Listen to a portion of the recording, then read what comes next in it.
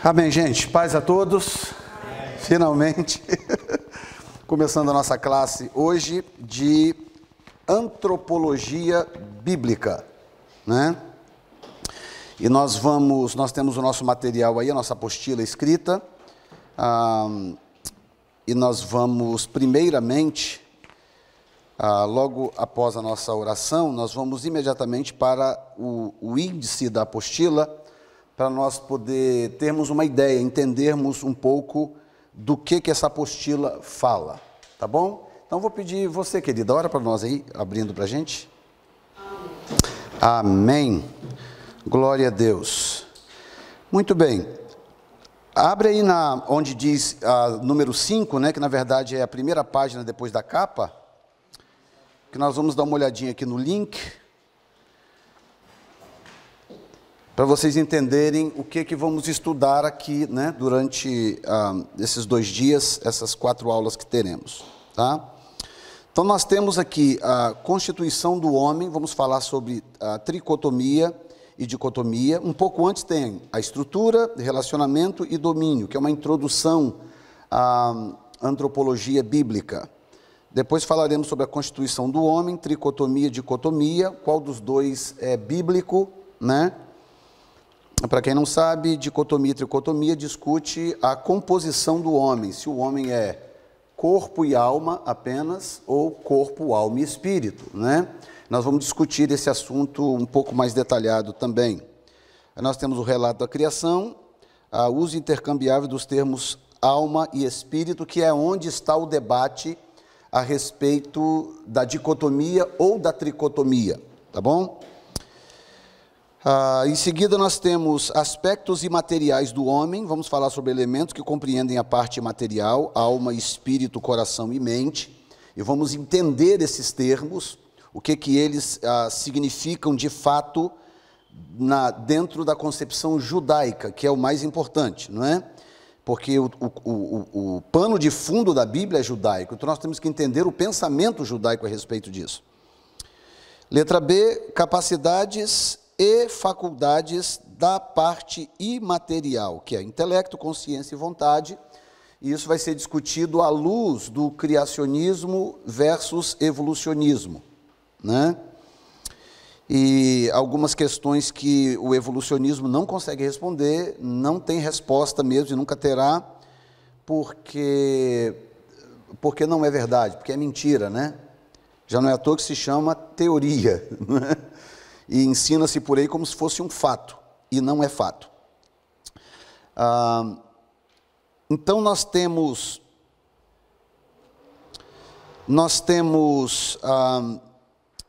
em seguida, que está aí como número 7, nós temos aí a origem da alma, e nós vamos discutir 3 correntes de pensamento a respeito da origem da alma, tá?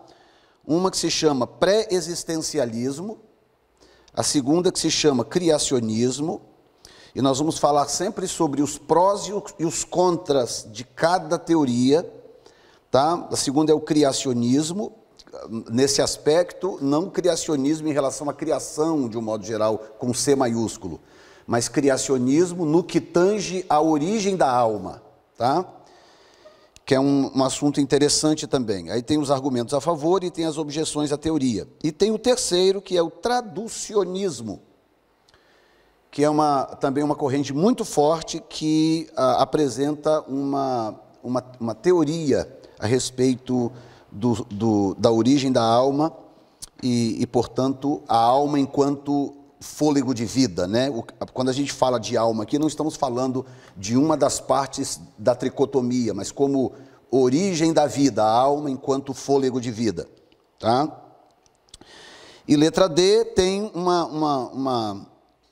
uma palavra de cautela a respeito dessas 3 possibilidades, advertindo qual delas é a menos bíblica ou a não bíblica, e das outras 2 que sobram, qual que é mais plausível, tá bom?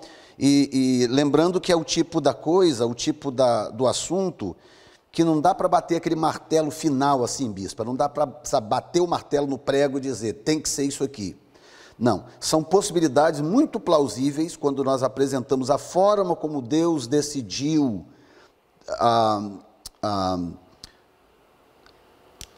como eu vou dizer, passar ou repassar na reprodução humana a alma de um indivíduo para o outro. Essa é uma possibilidade. Ou se cada bebezinho gerado no ventre, Deus vai lá e fabrica uma almazinha e põe dentro daquele embrião, que depois vai ser um feto, que depois vai nascer como uma criança e tal. Isso tudo nós vamos discutir em seguida. Depois vem a literalidade do Gênesis. Já perdi ali já. A literalidade do Gênesis, né? Deixa eu ver. Origem do homem. Eu tô aonde? Ok, eu tô errado. Já passei, né? Mais pra frente, né? Isso, ok. Aspecto de materiais, isso. A literalidade do Gênesis, né? E nós vamos falar sobre jardim literal, Adão histórico e literal. Então, deu para vocês terem uma ideia. Eu acho que vocês não vão conseguir ler aquelas letras ali, não é verdade? Não vão não, né? Então vou deixar ali só de decoração e vocês acompanham aí mesmo na apostila. Amanhã nós vamos ter slides maiores, que nós vamos discutir algumas questões a respeito do evolucionismo, para apresentar para vocês aqui algumas aberrações ligadas a esta teoria, que na verdade é o que se propõe a fazer frente ao criacionismo, né?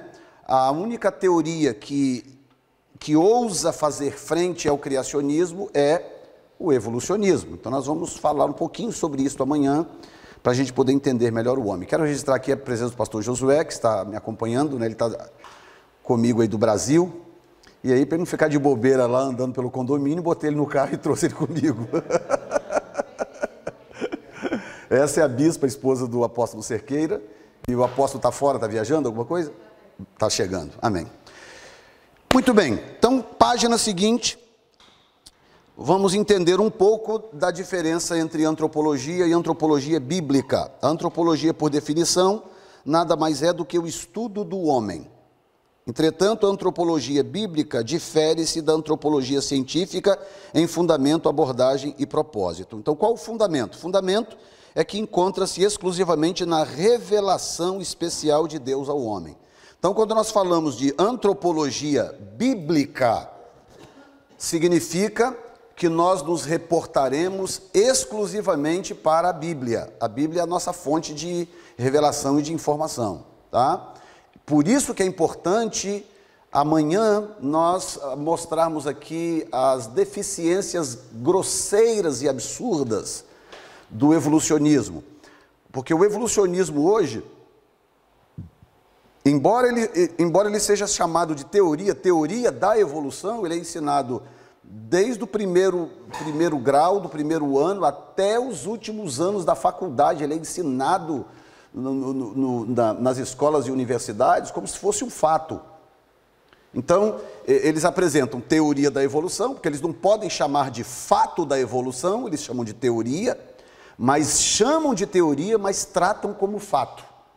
Então, os nossos filhos, por exemplo, que estão estudando no sistema escolar americano, o que ele está aprendendo? Ele está aprendendo tudo que é anti-Deus, tudo que é contra Deus. Você nunca observou que os adolescentes tendem a se afastar um pouco dos pais e da igreja, filhos de cristãos evangélicos?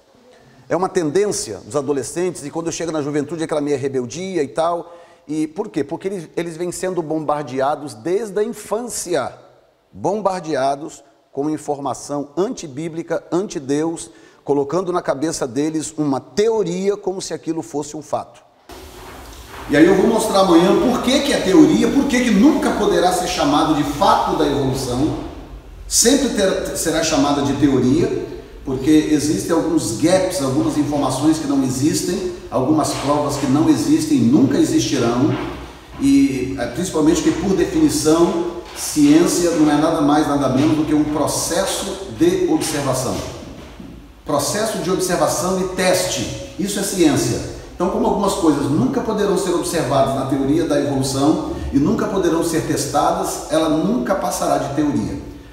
Mas isso nós sabemos, isso você saberá, mas o problema são as nossas crianças, não é verdade? De repente chega uma criança na sua casa, a sua criança volta da escola e diz para você que o professor dele na escola disse que nós viemos do macaco, não é? Como é que você vai rebater isso? Como é que você vai dizer que não? Não adianta você dizer, não, meu filho, não é isso não, não é isso não. Então não adianta você só dizer que não é isso não, porque lá na escola ele está recebendo um bombardeio de informação, mesmo que essas informações sejam distorcidas e na maioria das vezes são informações mal intencionadas, tá? O Ken Hovind, que é um dos maiores debatedores de criacionismo, ele diz algo interessante. Todas as vezes que ele debateu contra evolucionistas, ele disse: vocês não são ciência, vocês são religião. A diferença é que a religião de vocês é paga pelo Estado e a minha eu pago no meu próprio bolso. Essa é a diferença. Mas evolucionismo é uma religião, não é ciência, porque ciência é baseada em fatos, baseada em observação, processo de observação do que quer que seja que esteja sendo apresentado como possibilidade ou como fato científico, tá? Então, a antropologia bíblica, ela extrai, nós não nos reportaremos em nada para a antropologia secular. Nós ficaremos dentro do que a palavra de Deus diz. Segundo lugar, a questão da abordagem, que é feita a partir da visão bíblica do homem, e não, como propõe a antropologia científica, do homem pelo homem. Tá? Porque como entender a antropologia humana se eu tentar buscar no próprio homem as respostas do homem? Né? Eu vou ficar andando em círculos. Tá? Aí acaba acontecendo os absurdos que a chamada ciência, e eu ponho entre aspas, porque estou me referindo à teoria da evolução, né? Chega então ao absurdo de dizer, não, nós viemos do macaco. Ok, o macaco veio de onde? O macaco veio de... até eles chegarem lá atrás numa célula que surgiu de um... Enfim, a história é longa, eu vou falar disso amanhã, tá? Então, eles vão se enrolando na própria explicação até chegar a pergunta final, que é o último prego no caixão, que é, então, de onde veio a primeira coisa, a primeira célula, a primeira centelha que deu origem a tudo? Da onde veio isso?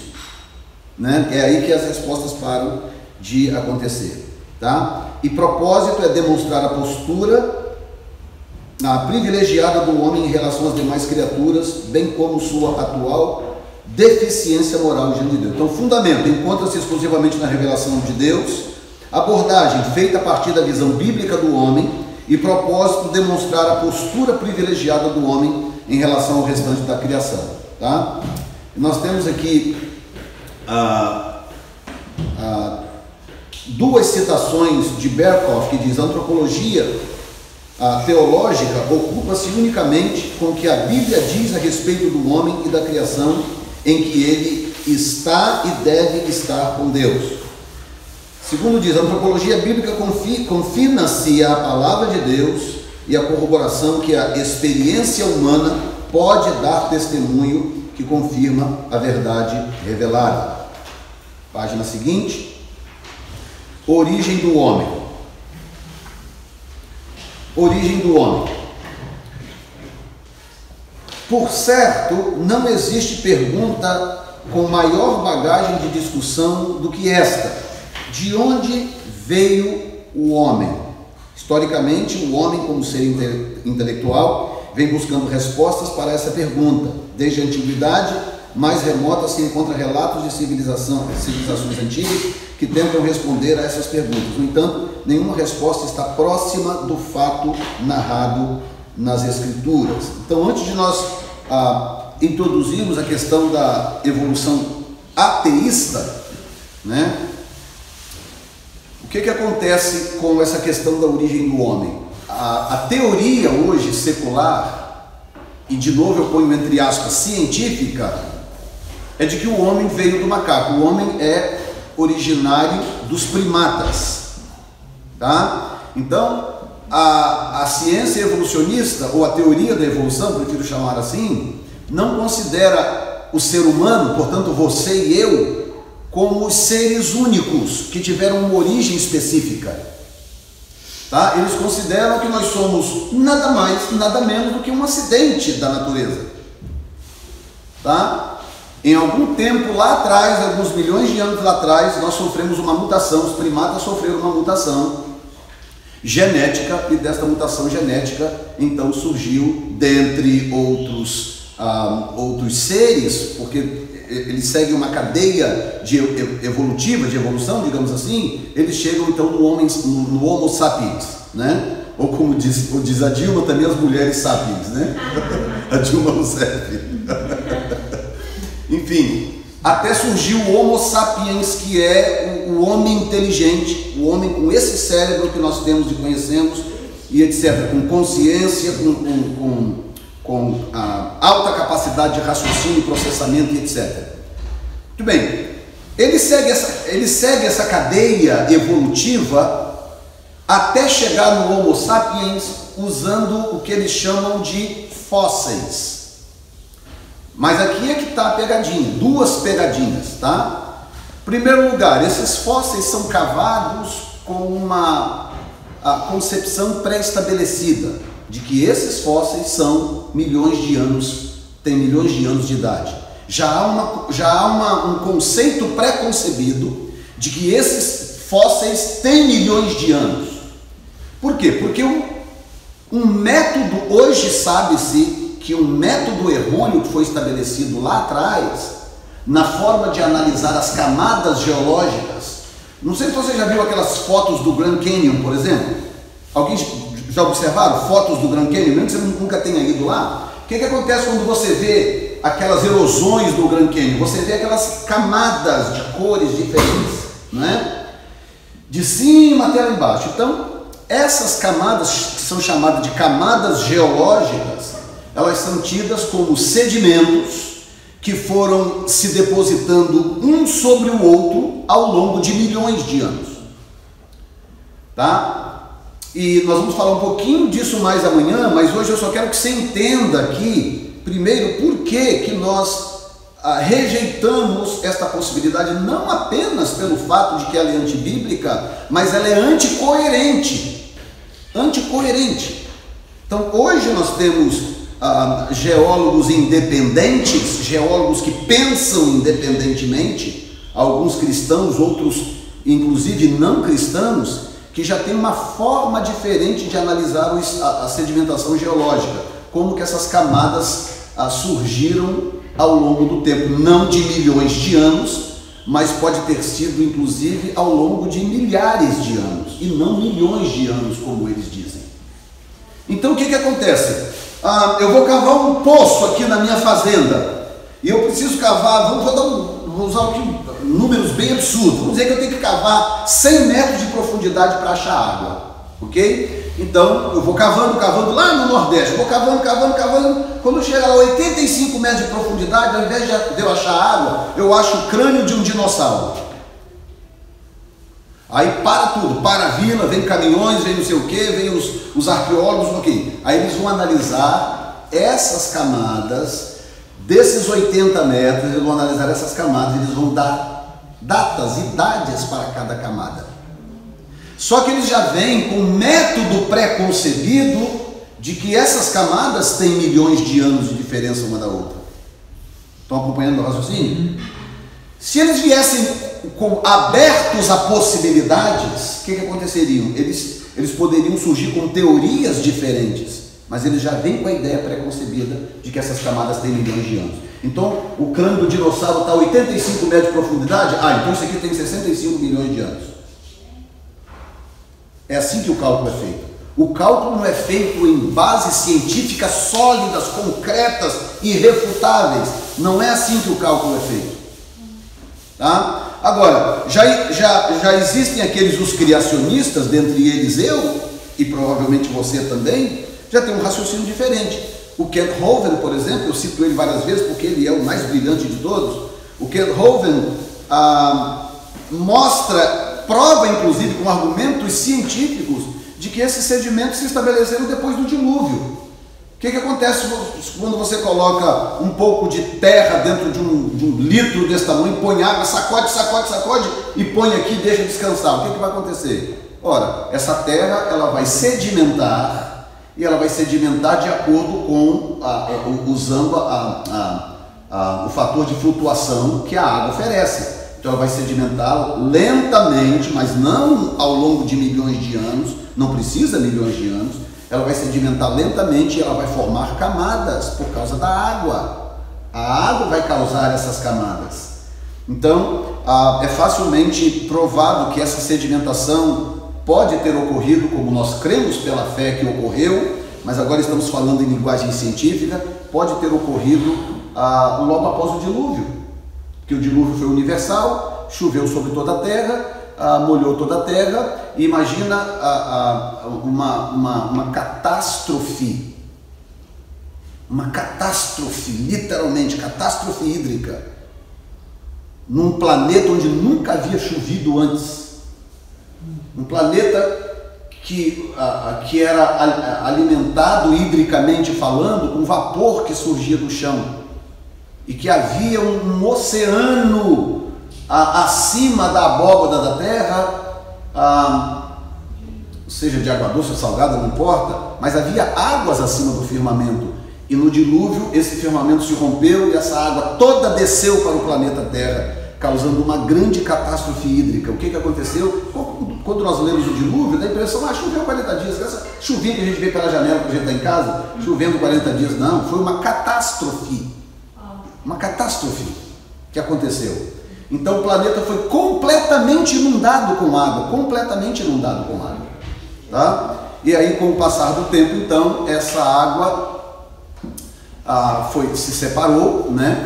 Cada porção de água foi para onde devia, surgiram lagos em lugares onde não deveria ter lagos, tá? O Mar Negro é um bom exemplo. Até hoje os cientistas tentam entender como que o Mar Negro surgiu, por causa da sua altitude. Então esta é uma possibilidade, por aí vai. Então o que acontece? Quando a água vai baixando, o dilúvio foi baixando, porque 1 ano e tantos dias, 1 ano e 10 dias, se eu não me engano, 1 ano e 10 dias, o planeta completamente tomado por água. Choveu 40 dias, mas as águas ficaram por 1 ano e pouco. E aí então essa água agora vai descendo. O que acontece com todo aquele entulho? Todo aquele entulho que foi revolvido no planeta Terra, ele vai sedimentar. E à medida que ele vai sedimentando, vai criando-se sedimentações geológicas ou camadas geológicas. Mas como o ateísmo da evolução, já estou agora na parte A, como o ateísmo, a evolução ateísta, ela não encontra explicação para a existência do homem dentro de um período de 6.000 anos, não há porque como explicar uma evolução sem Deus, uma evolução ateísta, como explicar uma evolução em um período de 6.000 anos? Impossível, não faz sentido. Então eles precisam de mais tempo para que faça sentido, então eles estendem para alguns milhões de anos. O problema é que eles não podem provar esses milhões de anos, tá? Aí eu estava conversando há pouco tempo com alguém, eu deixei ele sem voz, quando ele falou assim: não, mas você está esquecendo de uma coisa, pastor, está esquecendo do carbono 14, que é um método de análise da idade de seres que foram vivos, né? De material orgânico, digamos assim. Não, eu não estou esquecendo do método do carbono 14 para análise de material orgânico. O problema é que o carbono 14, esse método, também não é confiável. Já foi feito, por exemplo, estudo num elefante vivo, que, de acordo com o método, acusou que ele estava morto há 14.000 anos. Entendeu? Outros testes, onde foi feito independentemente em 2 lugares diferentes, um acusou 5.000 e poucos anos de um material orgânico, o outro acusou 50 e tantos mil anos. Diferença absurda de uma coisa para outra, ou seja, não é confiável, tá? Então, resumo desta ópera, que é realmente uma história trágica. Qual é o resumo dela? A evolução é uma teoria e nunca passará de uma teoria. E nós não podemos abaixar a cabeça com vergonha, com medo de levantarmos a Bíblia Sagrada, apresentarmos a versão da Bíblia, que na verdade não é uma versão, é um fato, e dizermos, não, a verdade é esta, evolução não é uma teoria, a palavra de Deus é a verdade. E temos coragem de dizer isto e defender isto com autoridade. Amém, gente? Amém. Muito bem. Então, lendo aqui só um pedaço para vocês entenderem, que eu praticamente já expliquei para vocês, a palavra evolução indica um processo crescente de desenvolvimento. Mas quando é aplicada ao homem, tem seu significado muito mais expressivo, pois envolve suas origens. Aí, seu galardão agora aumentou muito, hein? Assim, a evolução ateísta preocupa-se em responder a pergunta em pauta, demonstrando apenas um processo natural, no qual tange a origem da primeira substância, como de desenvolvimento dessa, que tudo teria começado com uma célula, não é?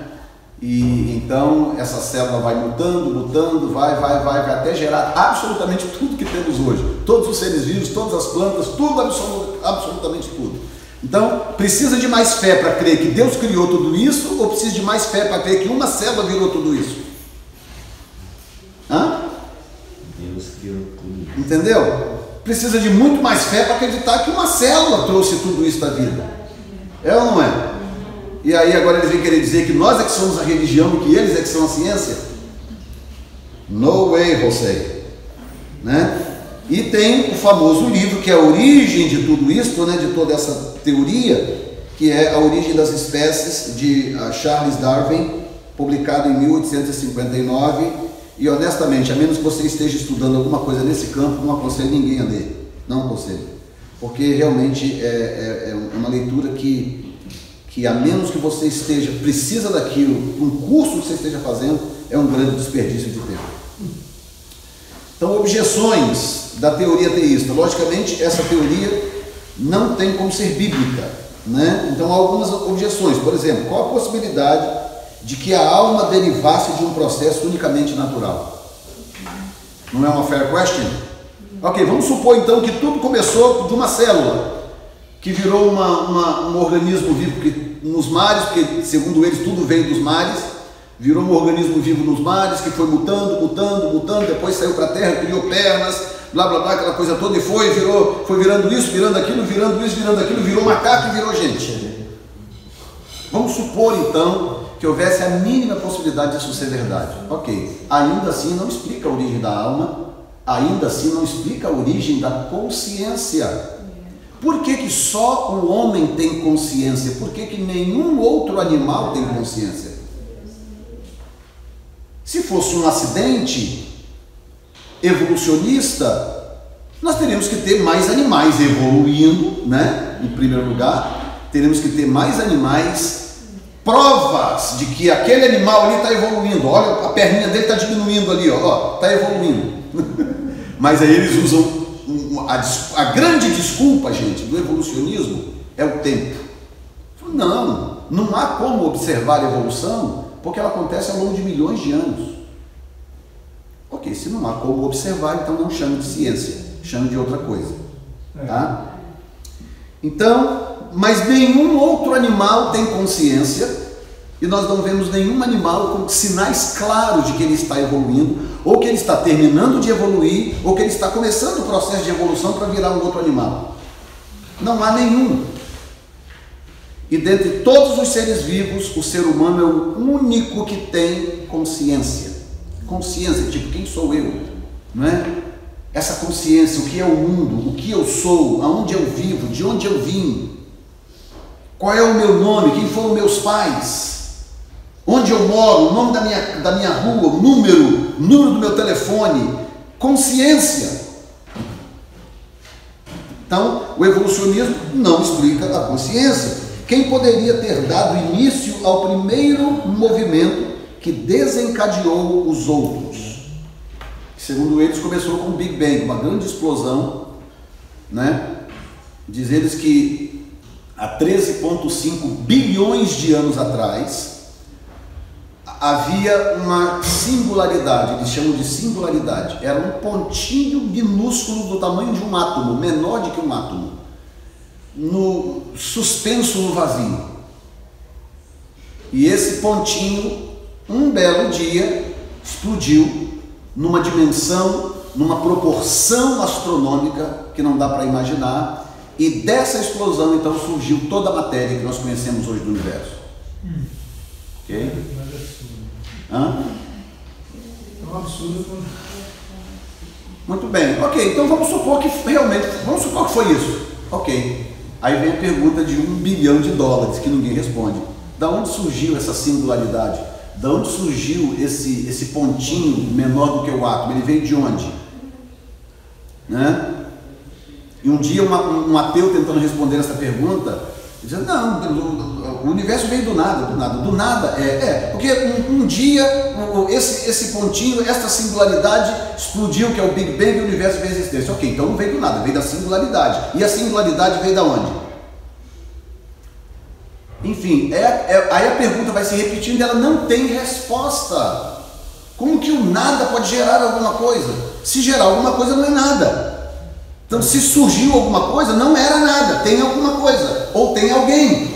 Aí, se você adiciona Deus na equação, aí faz sentido. Ok, não tinha nada, mas tem um Deus. E esse Deus é capaz de tirar tudo do nada. Aí a equação faz sentido. Mas sem incluir Deus na equação, nunca fará sentido. Tá? Aí surgem outras teorias, como por exemplo a teoria do multiverso.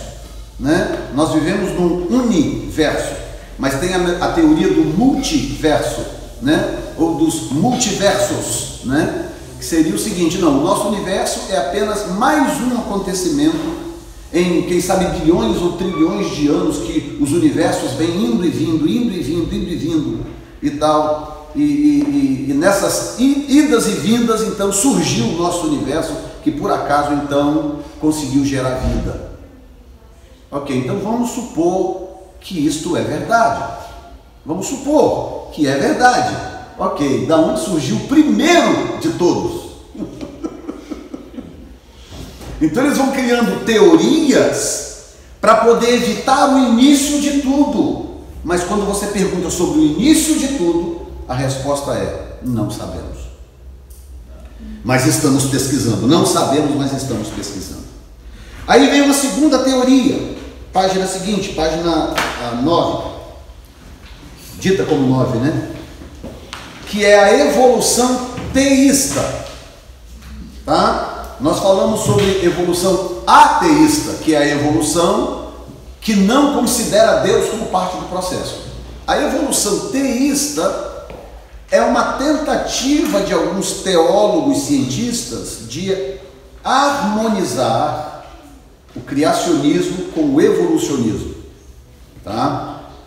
Mas que, como você vai ver aqui, a coisa também não funciona, porque não tem como apaziguar a água com óleo. A evolução teísta afirma que Deus direcionou, usou e controlou o processo da evolução natural para criar o mundo e tudo que nele existe. Então, a evolução teísta diz o seguinte: não, nós aceitamos a evolução como uma possibilidade. Mas o que aconteceu é que Deus usou o processo da evolução para poder criar tudo que criou. Então chama evolução teísta. Nesse caso, eles não aceitam a possibilidade de que Adão tivesse sido criado diretamente por Deus. Os adeptos dessa teoria aceitam que Deus tenha criado Eva de Adão, mas não aceitam que Deus tenha criado Adão. Adão veio do processo evolutivo. Então agora você imagina, é acender uma velhinha para Deus ou uma velhinha para o diabo, tentar fazer paz com os dois, né? Então não tem como, a menor possibilidade. Esse raciocínio é expressado por cientistas religiosos que fazem algumas alterações no processo normal da evolução e na literatura bíblica, mas sem conseguir adaptar satisfatoriamente os argumentos contraditórios das correntes. Então eles não conseguem harmonizar a contradição que há, ou as contradições que há entre as duas teorias, não tem como, tá? Então, algumas objeções. Se a evolução é natural, qual a necessidade da intervenção de Deus? É uma boa pergunta ou não é? Então, se a evolução é um fato e ela aconteceu mesmo naturalmente, para que eu preciso de Deus? Não é? Porque ela aconteceu, ela aconteceria anyway. Número 2, se Deus é poderoso para intervir na criação da mulher, por que não fez também com o homem? Então Deus é poderoso para criar a mulher, mas Ele não é poderoso para criar o homem? E o processo de evolução é capaz de gerar o macho, mas não é capaz de gerar a fêmea? Né? Por que Deus deixaria em sua autorrevelação uma descrição inexata da sua criação? Se Deus existe e Ele permitiu todo esse processo de evolução, por que então que Ele permitiria que uma palavra escrita em seu nome nos contasse uma história errônea da criação? Não faz nenhum sentido. Qual o papel da descrição da criação do homem nas Escrituras? Ou seja, a Bíblia claramente fala da criação do homem. Então, com que objetivo que a Bíblia falaria da criação do homem se não fosse verdade, né? Então a Bíblia deixa de ser confiável. Para você ver claramente que há um espírito diabólico, um principado diabólico, que é mais ou menos assim: não, Deus existe. Pera, Deus existe. Pode ter sido pela evolução, mas Deus existe.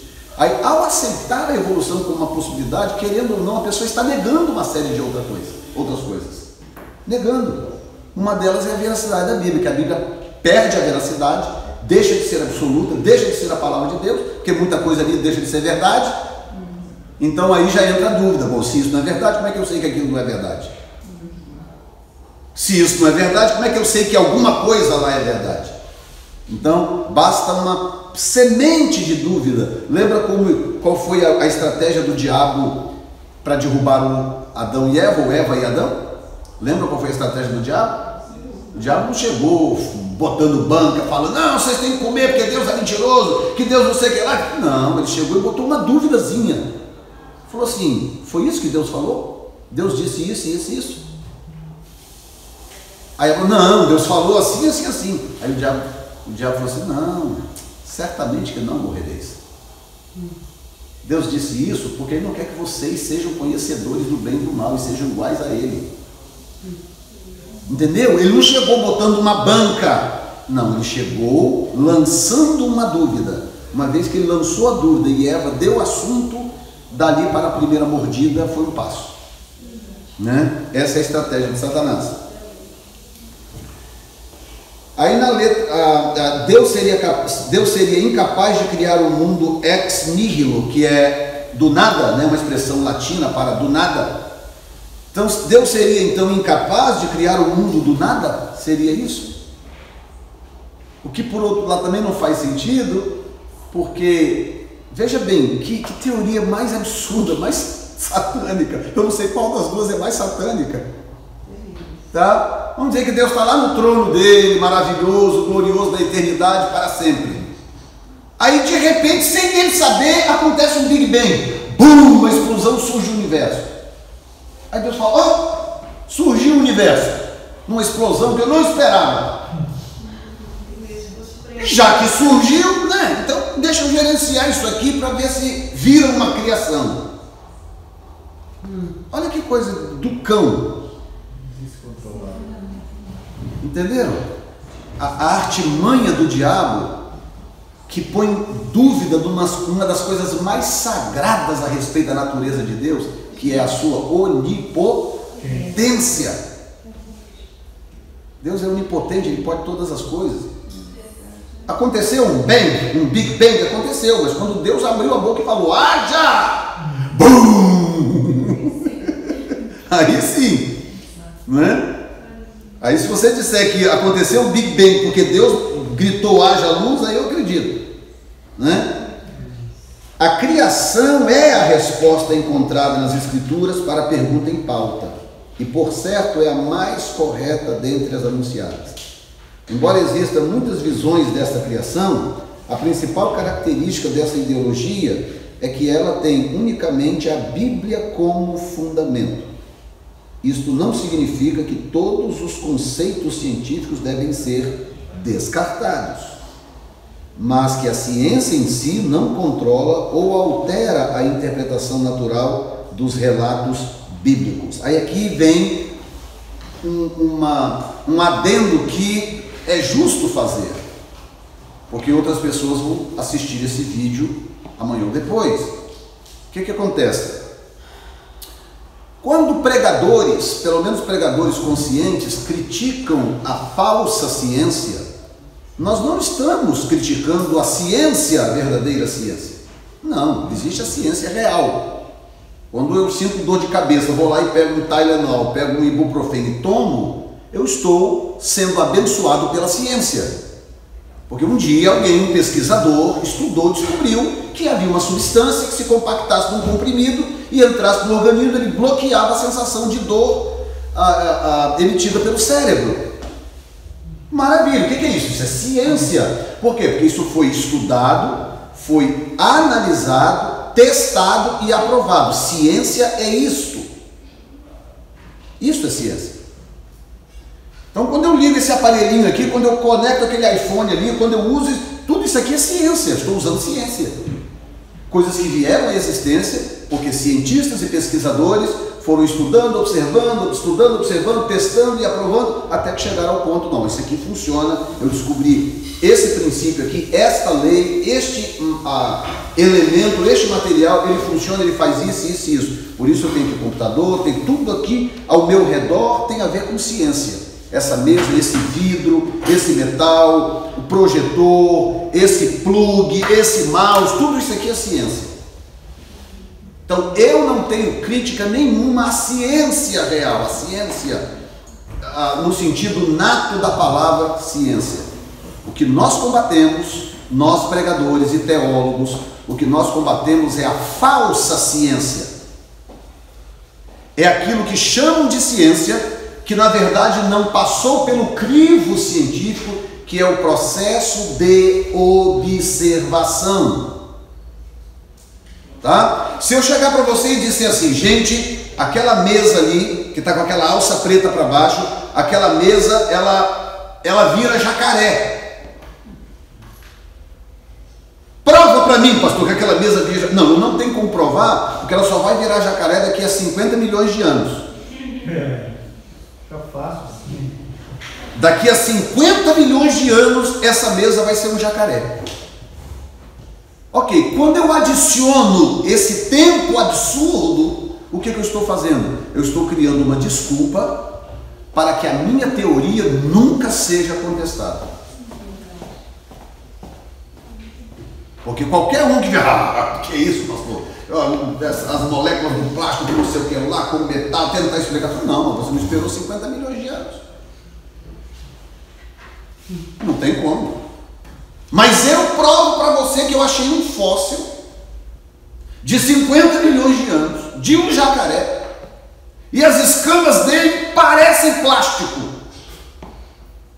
Então eu provo para você que essa mesa vira jacaré. Estão entendendo o argumento? Esse é o argumento. Ou seja, o argumento não é baseado não, gente, está aqui, ó. A prova está aqui, ó, nós observamos, checamos assim, ó, essa célula aqui mutando, virando esta, olha aqui, esse organismo virando aquele, ó, isso aqui foi observado num período aí de 200, 300 anos, qualquer coisa dentro de um período de tempo que seja observável. Se não é observável, chame de qualquer coisa, não chame de ciência, não chame de ciência. Aí vem o Kent Hovind e arrebenta com todo mundo, fala, não, vocês, os membros da seita da evolução, ele chama eles de seita da evolução, os evolucionistas são membros de uma seita, vocês são uma seita, eles ficam bravos demais com ele, mas vocês são uma seita, porque vocês creem em algo que vocês não conseguem observar, algo que não faz o menor sentido, e vocês continuam crendo naquilo, portanto precisa de fé. Se precisa de fé, é religião, não é ciência. Entendeu? Pelo menos nós assumimos que nós somos uma religião, nós assumimos, porque o justo viverá da fé, e se ele recuar, a minha alma não terá prazer nele. Então nós somos homens e mulheres o bastante para dizer, yes, nós somos uma religião, nós cremos em Deus, cremos na palavra de Deus, ela é a verdade, Deus criou o universo, pela fé, assumimos. Eles não assumem, entendeu? Porque se eles assumissem, eles não teriam mais verba do governo para ensinar isso nas escolas. Em alguns lugares, alguns estados, eu não sei exatamente quantos agora, posso até pesquisar isso amanhã, Mas em alguns estados é obrigatório ensinar as duas correntes. Mas na maioria esmagadora dos estados americanos não pode ensinar criacionismo, tem que ensinar evolucionismo. Entendeu? É aí que nós temos que estar informados o bastante para nós poder, pelo menos, proteger os nossos filhos. Não é?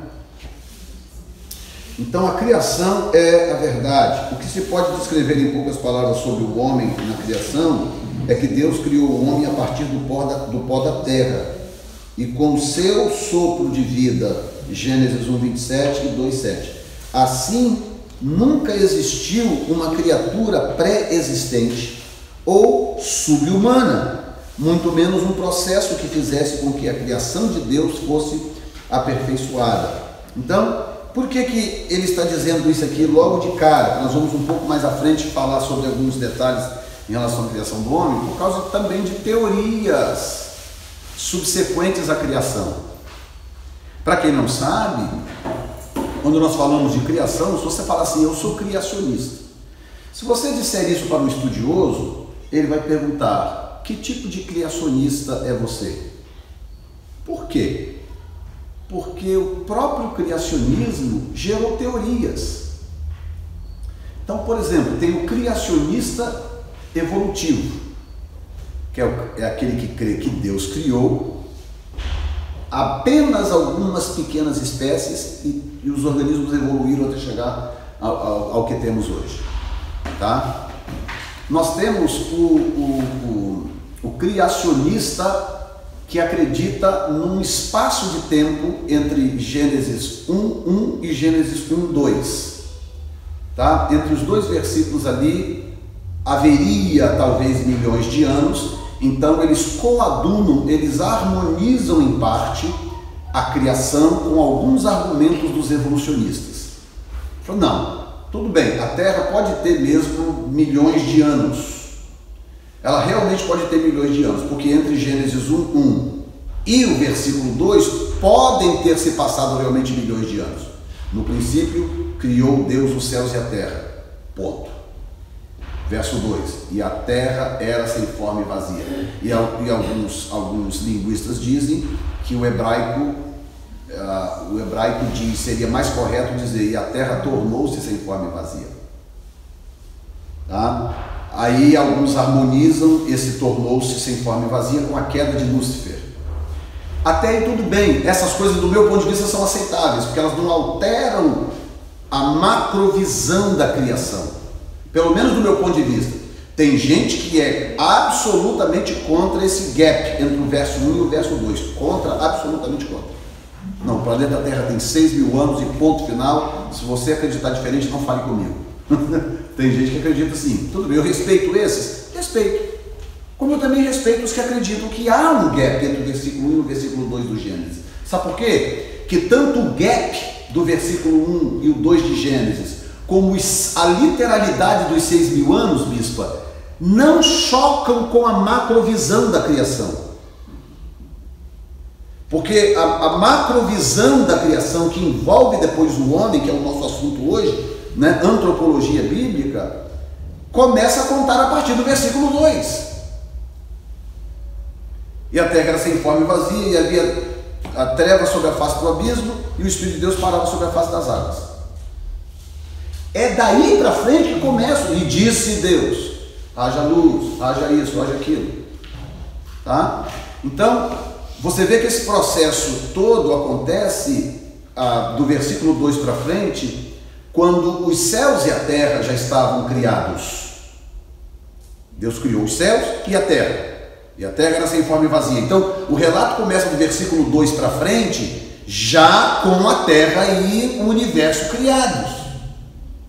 Então, faz uma grande diferença para a nossa fé se a terra tem literalmente 6.000 anos, ou se dentro desse gap aí do versículo 1 para o 2 se passaram alguns milhões de anos. Faz alguma diferença para a minha fé e para a sua fé? Sim ou não? Nenhuma, para mim é nenhuma. Desde que você não tente inserir nada do versículo 2 para frente. Como ninguém pode provar que esse gap existiu, e não tem como provar nada dentro desse gap, o que acontece? Se você concordar comigo do versículo 2 para frente, nós estamos ok, podemos celebrar juntos e louvar a Deus, está tudo jóia. O problema é quando você quer, do versículo 2 para frente, você quer inserir alguma coisa naquilo que a Bíblia relata, na descrição da Bíblia de como a criação aconteceu. Tá? Quem está entendendo? Amém. Então, acredite ou não, há objeções ao criacionismo, que diz assim, seria, qual o caráter científico da Bíblia? Que as pessoas querem encontrar ciência na Bíblia. E a resposta é muito simples. Nenhum. A Bíblia não é um livro científico. A Bíblia é um livro teológico, religioso. Agora, o que eu posso dizer é que não há nenhuma descoberta científica observável que prove qualquer versículo da Bíblia erradamente.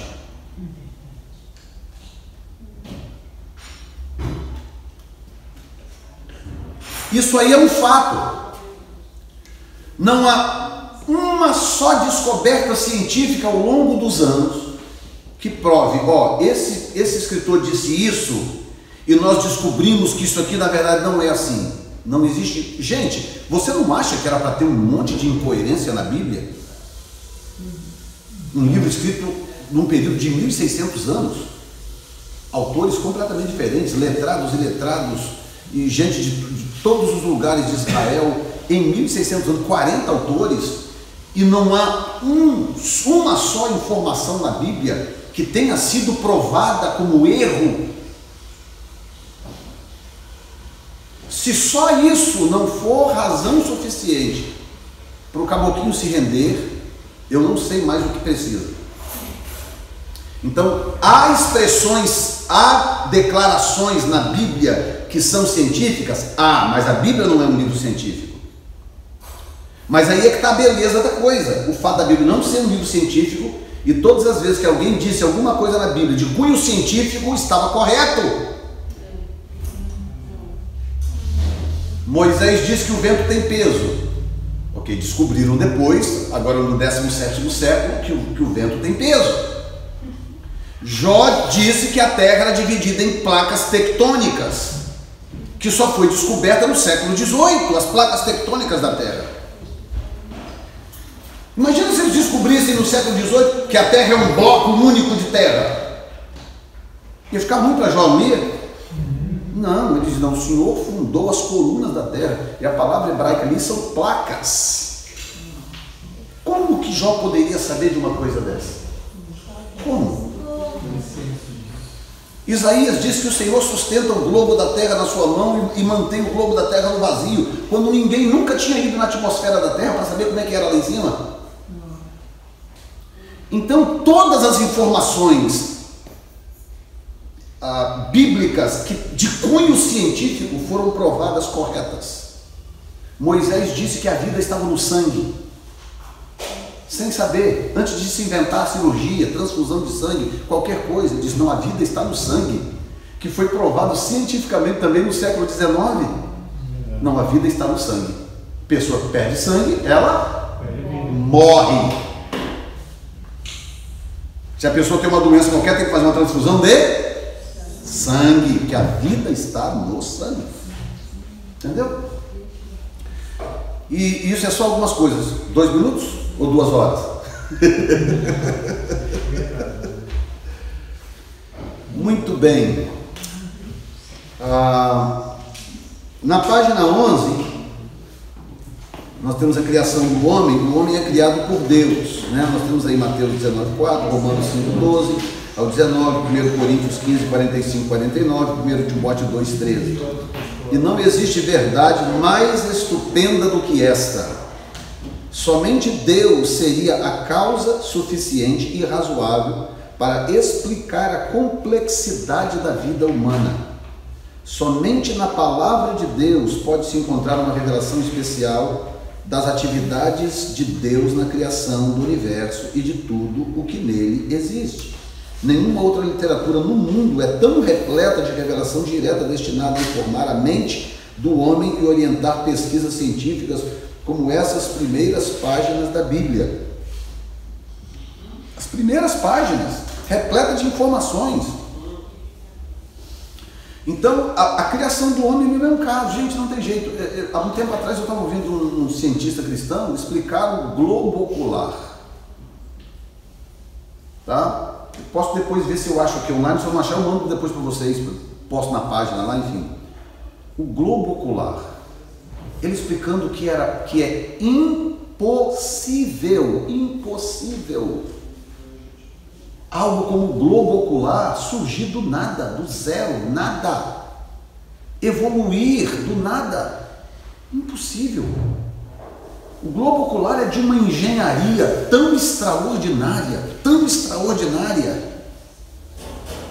que tem que ter tido um projetista, um desenhista, não tem jeito. E ele usa os argumentos científicos para mostrar que não há a menor possibilidade. E olha que ele não está nem falando do ser, ele está falando só do globo ocular. Você abre o olho, está tudo na sua frente, as cores, tudo aí, as pessoas, tudo normal, tudo funcionando. E ele explica o funcionamento. Você sabia que o seu olho enxerga tudo de cabeça para baixo? Quem sabia disso? Sabia? O seu olho enxerga esse plug aqui assim. Mas como, pastor, se eu estou vendo ele assim? Aí está o segredo.